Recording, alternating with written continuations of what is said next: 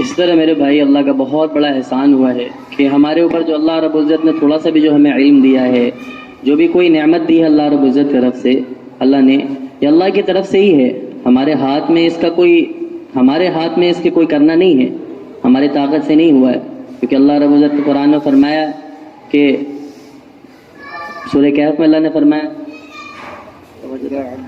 فوجد عبدا من عبادنا آتیناہ رحمتا من عندنا وعلمناہ من لدنا علما، کہ موسیٰ علیہ السلام اور ان کے جو ساتھ والے تھے، انہوں نے ایک اللہ رب العزت کے بندوں میں سے ایک بندے کو پایا جو حضرت خضر علیہ السلام کا تذکرہ ہے، جس کو اللہ رب العزت کی طرف سے رحمت دی گئی تھی اور اللہ رب العزت نے اپنے علم میں سے ان کو علم دے رکھا تھا۔ تو معلوم یہ چلا کہ جتنی بھی چیزیں ہیں اللہ کی طرف سے ہوتی ہیں، اللہ کی طرف سے نعمت نوازا جاتا ہے انسان کو، انسان کے بس میں، انسان کی قدرت میں، انسان قبضے طاقت میں کچھ بھی نہیں ہے۔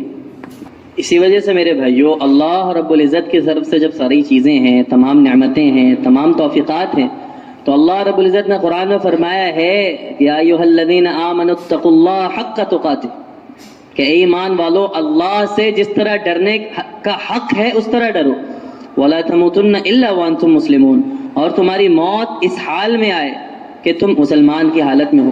ومن احسن قولا ممن دعا الی اللہ، اس شخص سے بہترین دین کس کا ہو سکتا ہے جو اللہ کے بندوں کو اللہ کی طرف بلائے، اللہ کے بندوں کو اللہ کی طرف بلائے، وعمل صالحا، اور اس کے ساتھ ساتھ نیک عمل بھی کرے، وقال اننی من المسلمین، اور یہ کہتا رہے کہ میں تو مسلمان میں سے ہوں، اس کو کہنے میں فخر محسوس کرے، عار نہ محسوس کرے۔ اس وجہ سے ہم مسلمان ہو گئے، ہمیں ایمان مل گیا۔ اب اس کے بعد سب سے زیادہ فکر کرنے کی بات یہ ہے کہ ہم کس طرح مسلمان باقی رہیں، ہمارا ایمان کس طرح باقی رہے، یہ فکر کرنے کی ضرورت ہے۔ میرے بھائیو، مسلمان ہو جائے اور مسلمان پر باقی رہے، اس کی فکر کرنے کی ضرورت ہے، کیونکہ مسجد سے نکلتے ہی ساتھ مسجد کے باہر کا جتنا بھی ماحول ہے، یہ سارا کا سارا ایک غفلت والا ماحول ہے، اور وہ ایسا ماحول ہے کہ مسلمان کو مسلمان باقی رہنے نہیں دیتا۔ مہمان نے کہا کہ اگر ہم کسی طرح مسجد میں آ کر نماز پڑھ کر ایمان کے حلقے میں بیٹھ کر اپنے ایمان کی اور اپنے اسلام کی حفاظت کرنے والے ہو گئے، اور اگر اس کو آگے نہیں بڑھایا گیا تو ہماری جو آگے والی نسلیں ہیں، ہمارے جو بچے ہیں، ہمارے جو آگے نسلیں آ رہی ہیں، وہ اسلام پر باقی نہیں رہ پائیں گی۔ کیوں؟ کیونکہ اسلام اور ایمان ایک ایسی چیز ہے جو ماحول چاہتا ہے، کوئی بھی چیز ماحول سے نکل جائے گی تو وہ ختم ہو جائے گی۔ اسی طرح ایمان ایک ماحول چاہتا ہے، باہر جو ماحول ہے، یہ غفلت والا ماحول ہے، یہ بازار والا ماحول ہے، دنیا والا ماحول ہے، جس میں ایمان بالکل صاف ہو جاتا ہے، اور یہ مسجد والا جو ماحول ہے، اس میں ایمان کی حفاظت رہتی ہے، انسان کے دین کی حفاظت رہتی ہے۔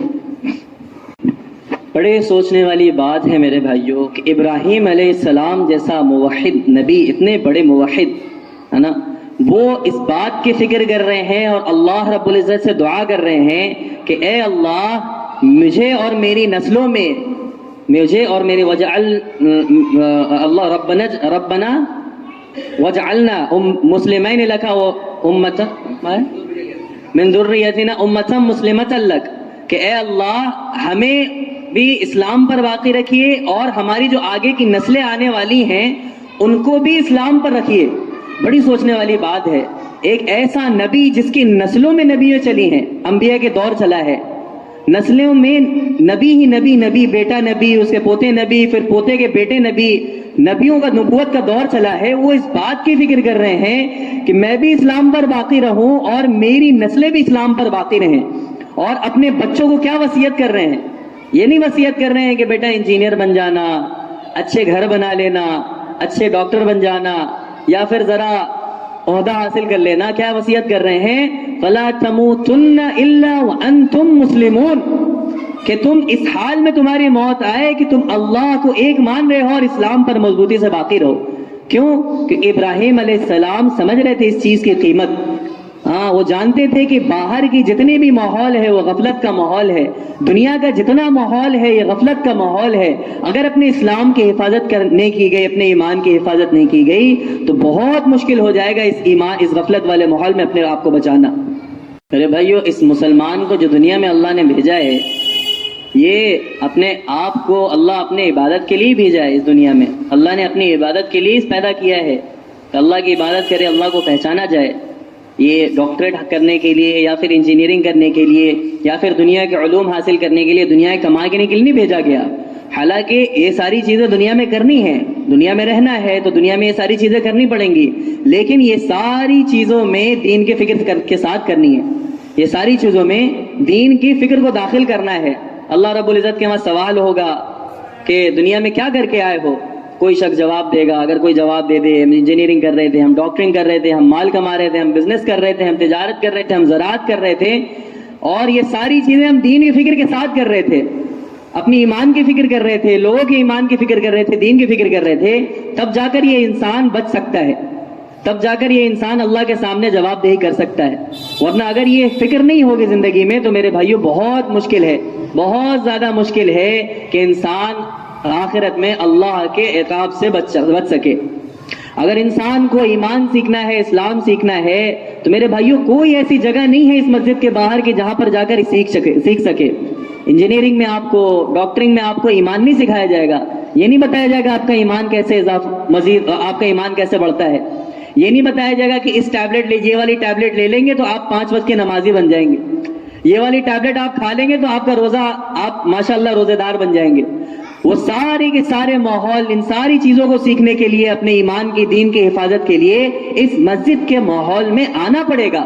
اور اسی پر آنے کے بعد, ایمان پر, دین پر آنے کے بعد اللہ رب العزت کامیابی کے راستے کھولیں گے اس انسان کے لیے. اسی وجہ سے اللہ رب العزت نے قرآن میں بات فرمائی ہے, ومن احسن قولا ممن دعا الى الله وعمل صالحا وقال انني من المسلمين. اس شخص سے بہتر کس کی بات ہو سکتی ہے جو اللہ کے بندوں کو اللہ کی طرف بلائے, دعا الى الله. اس شخص سے بہتر کس کا دین ہو سکتا ہے جو اللہ کے بندوں کو اللہ کی طرف بلائے اور یہ کہے اور نیک اعمال کرتا رہے, لوگوں کو مسجد کے ماحول میں لے کر آئے, لوگوں کو ایمان کی طرف بلائے, لوگوں کو ایمان کی اور لوگوں کو اسلام کی دعوت دے, اسلام کی دعوت والوں کو اسلام کی دعوت دے, ایمان والوں کو ایمان کی دعوت دے.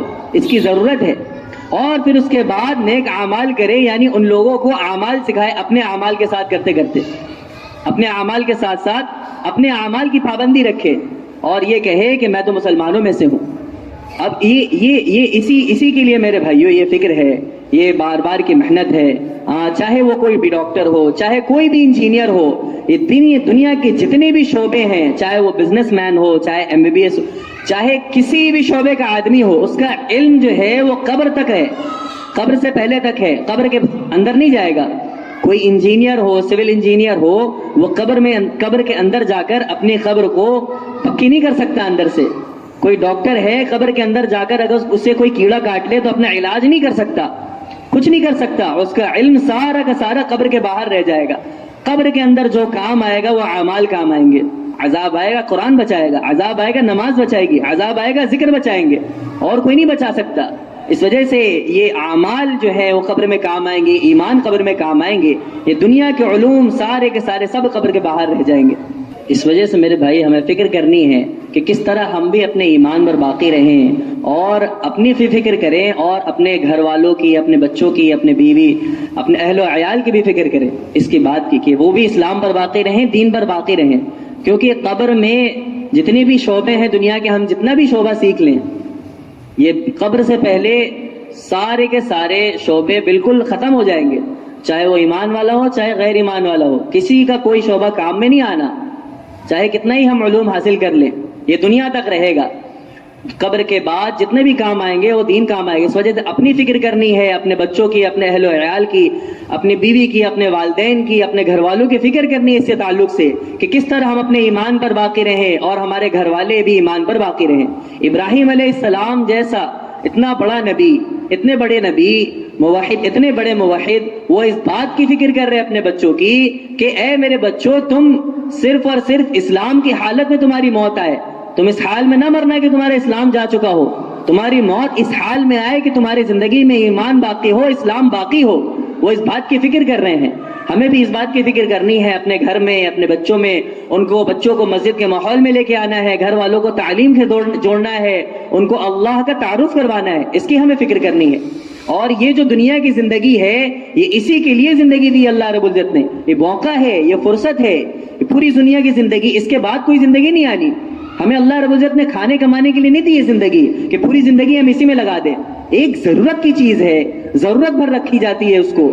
صبح سے لے کے شام تک پورا مہینہ گزر جا رہا ہے، پورا سال گزر جا رہا ہے، اللہ سے تعلق جوڑنے کا کوئی فرصت ہی نہیں مل پا رہی.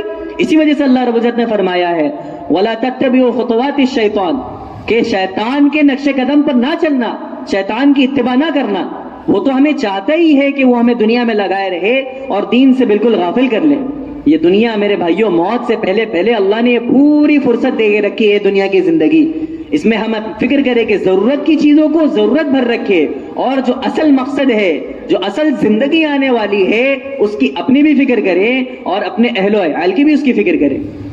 اب اس دین کو فکر کرنے کے لیے اپنی زندگی میں دین آئے، دین کو سیکھیں، ہم دین کو سمجھیں، دین کا مزاج کیا ہے، شریعت کا مزاج کیا ہے، شریعت ہے کیا. اس چیز کو سمجھنے کے لیے قربانی لگے گی، اس چیز کو سمجھنے کے لیے وقت کو فارغ کرنا پڑے گا، اس چیز کو سمجھنے کے لیے اس دنیا کو چھوڑ کر اس دین والے ماحول میں جانا پڑے گا.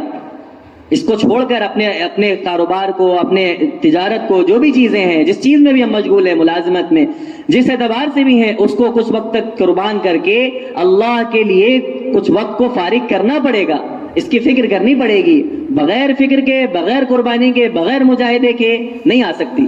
اگر کوئی شخص یہ سوچے گھر میں بیٹھے بیٹھے، میں تھوڑی سی اپنے طرف سے اضافہ کر رہا ہوں بات، کوئی شخص یہ سوچے اپنی طرف سے، یہ سوچے کہ میں گھر میں بیٹھے بیٹھے میری دکان اپنے آپ چل جائے گی، میری کھیت خود بخود اگ جائے گی، میرے کھیت میں خود بخود کا پانی چلا جائے گا، میری بلڈنگ خود بخود تیار ہو جائے گی، تو یہ تو بالکل بیوقوفوں والی بات ہوگی.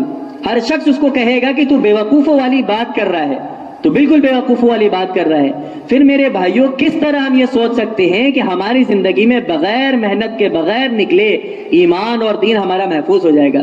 اس کے لیے میرے بھائیوں سب سے کم جو مدت ہے وہ یہ ہے کہ ہم اپنے زندگی میں اپنے وقت کو فارغ کر کے سب سے پہلی فرصت میں اپنے 4 ماہ لگائیں. 4 مہینے کے لیے وقت کو فارغ کریں گے، تب جا کر ہماری زندگی میں دین کے سیکھنے کا، دین کو سمجھنے کا، دین کی اہمیت، دین کی قیمت آئے گی.